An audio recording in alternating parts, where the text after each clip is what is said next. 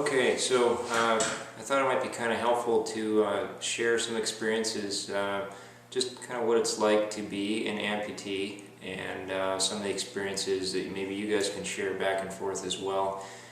This is probably directed mostly either at someone who's had a new injury and has become an amputee, or probably most directly because my own experience toward a kid who was born missing any kind of limb or with any kind of deformity of some kind. And just want to share some of my own thoughts.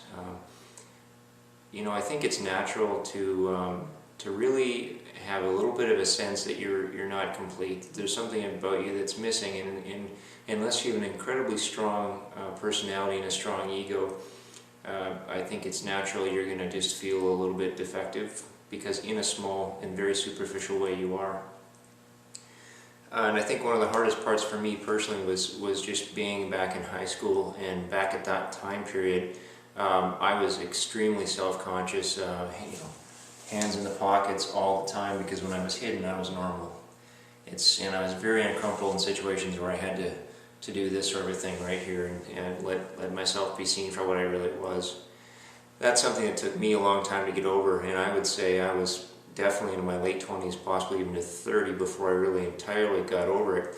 And one of the things that I love about bodybuilding is it's something that, forces you to get up there in very little clothing and be exposed to everybody in front of, in some cases, a lot of people.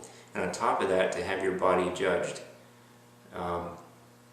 To me, this is one of the healthiest things that we can do, for the simple reason is it helps you get over it in a very big way and very dramatically. I actually broke down, honestly, and as a guy telling you this, it's very difficult to share, because we're supposed to be so tough and stoic and keep all these things inside. We're kind of trained that way. But when I finished my first bodybuilding contest, I got off the stage and I was a blubbering mess. Not because I cared at all about how the show went in any way at all, but just because I had kind of beaten down one of my demons, which was just worrying about being seen by people and being self-conscious, and that really helped. That's maybe a dramatic way to get over some of that stuff, but I think the biggest thing is for myself is I finally had to realize how much I was holding myself back in my late teens and 20s by being so self-conscious and worrying about it. I eventually had to force myself basically just to walk around, and I would not allow myself to put my hands in my pockets. And eventually I got over it. It's a mental habit to be broken. And now, people will stare at you once in a while, and they're not staring at you for any other reason than it's not something that they see all the time. And that's something that was hard for me to get over. Initially, when people would stare at me when I was younger, there's always very much a hurt aspect to that, and an anger portion. I would be angry at these people, and I would think, gosh, don't they realize they're hurting my feelings? But I came to realize later that, with time, that it's just something they don't see all the time, and that's the reason why they're looking.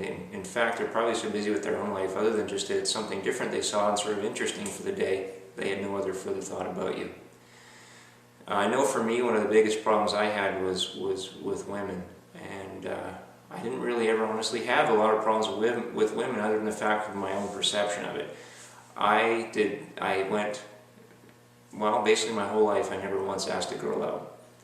That is a huge weakness and a huge mistake, because designing your life, you have to have an active, rational part of that. And if you have an emotional aspect of yourself, in this case you're worried about having your ego bruised because you might get rejected because of your hand or something that's different about you, that's something that's really damaging to your entire lifetime and setting up happiness for yourself, and that's something that you have to get over. My own personal experience, I would always wait for a woman to come and ask me out, and my philosophy was, well, if they ask me out, they can't be too superficial, and obviously it's something that doesn't bother them, so I don't have to face the rejection. If I was to go ask someone out, that might look interesting. Looking back, I really wish I would have done that differently. That was a huge weakness that I had at the time that I don't have anymore. And if you are feeling that way, or if you're acting like I did back then, get over that.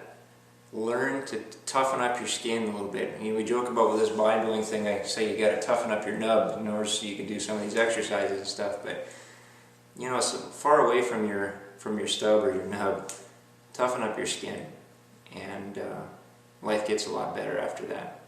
Just let it go.